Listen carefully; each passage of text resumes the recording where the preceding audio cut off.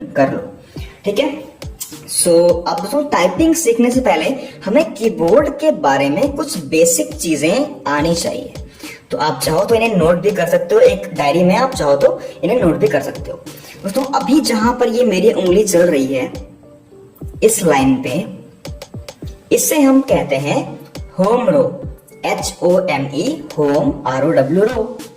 रो का मतलब क्या होता है? रेखा या पंक्ति या लाइन भी आप इसको बोल सकते हो। अब इसे हम होम रो कहते क्यों हैं? दोस्तों रेस्टिंग पोजीशन पे हम जब कोई भी की टाइप नहीं कर रहे होते हैं तो हमारा हाथ इस पोजीशन पे रहता है। हमें कहीं भी कोई भी की प्रेस करनी हो, हम प्रेस करने के बाद यहीं पर चले आते हैं, वापस आ गए।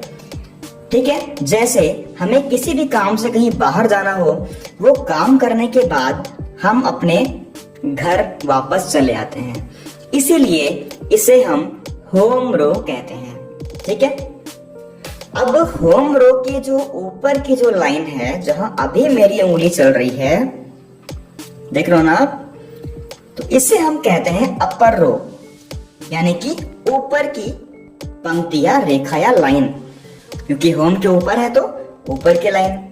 ऐसे ही होम रो के नीचे जो लाइन है, इससे हम कहते हैं बॉटम रो या डाउन रो, क्योंकि होम के नीचे है तो डाउन रो या बॉटम रो।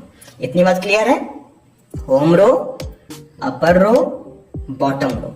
ठीक है, अब आप यहां पे देख पा रहे हो 0 से लेकर के 98765432 ये सारे नंबर्स लिखे हुए हैं। अब क्योंकि यहाँ पे नंबर्स लिखे हुए हैं तो उसी से इसका नाम भी क्या है? नंबर रो। इतनी बात क्लियर है? अभी तक जहां तक मुझे उम्मीद है किसी को भी कोई डाउट नहीं होगा। सबसे लंबी वाली की स्पेस बार होती है, 2 शिफ्ट की है, एक राइट में एक लेफ्ट में। 2 क्यों है, इनका यूज कहां पे कैसे होता है, मैं आपको जब इसकी बारी आएगी तो बताऊंगा।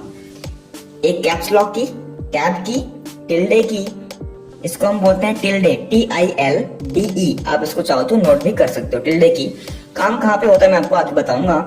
और ये हमारी होती है जहां पे लिखा हुआ है ESC, ये इसका मतलब होता है एस्केप, यानी कि बाहर निकल जाना। इन सब का यूज मैं आपको आगे वाले जो क्लास आएंगे उनमें होगा।